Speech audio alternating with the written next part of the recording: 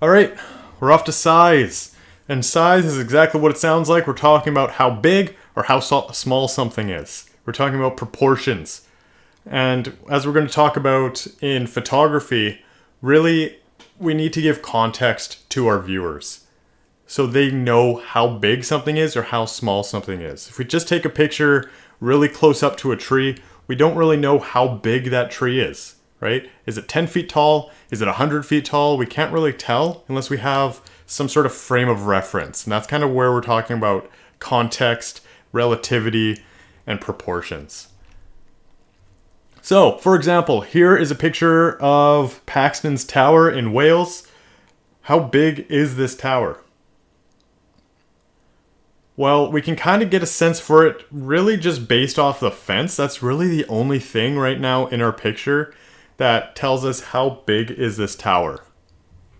Right? Maybe some of the grass and the shrubs, but just with the landscape, we don't really get a sense for how big this tower is.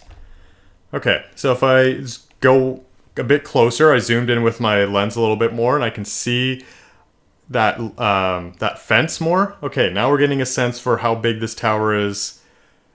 But really, what we can do is put someone in front of that tower, and now we know a lot better how big that tower is, right? This gives us more context just based off of the size of me versus the size of the fence versus the size of the tower than this image does. But of course, now that we've seen this image and we have that idea in our head, we can kind of get a better sense for it here. Another way to add context, take the picture from further away.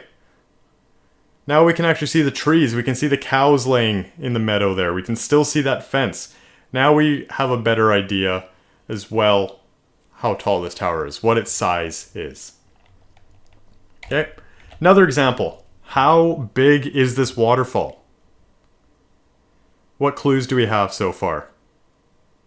Really, we have some of the trees, but we don't have a lot of context for how big those trees are either, right?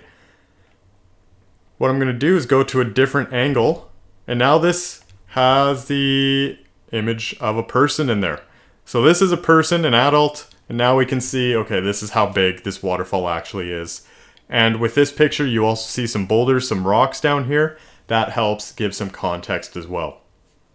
So you can start to see proportions and relativity and context all help tell us how much size something has in an image. Now, something with size that our brain likes to do is something called size constancy, which means no matter how far away something is, we can generally guess how big that object is. So let's take a look at this GIF, for example. Okay, so you can see the baseball player, you can see the ball in his hand before he throws it, but it gets bigger and bigger as the GIF goes, right? So what our eyes are seeing is that circle, the baseball, getting bigger and bigger frame by frame. But what our brain does, it knows that baseball, if this was real life, isn't actually changing size. It's not like after he throws it, the baseball starts getting bigger and becomes like a volleyball size shape.